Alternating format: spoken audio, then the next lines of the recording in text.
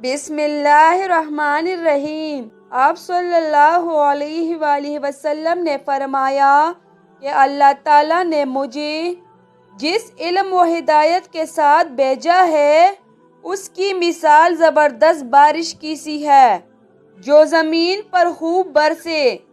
بعض زمین جو صاف ہوتی ہے وہ پانی کو پی لیتی ہے اور بہت بہت سبزہ اور گھاس اگاتی ہے، اور بعض زمین جو سخت ہوتی ہے وہ پانی کو روک لیتی ہے۔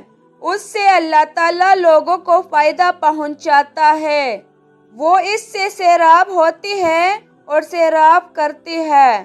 اور کچھ زمین کے بعض خطوں پر پانی پڑتا ہے جو بالکل چٹیل میدان ہوتے ہیں، نہ پانی روکتی ہے اور نہ ہی سبزہ اگاتی ہے۔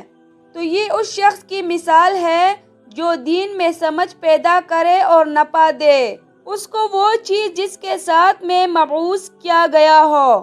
اس نے علم دین سیکھا اور سکھایا، اور اس شخص کی مثال جس نے سر نہیں اٹھایا یعنی توجہ نہیں کی، اور جو ہدایات دے کر میں بھیجا گیا ہوں اسے قبول نہیں کیا۔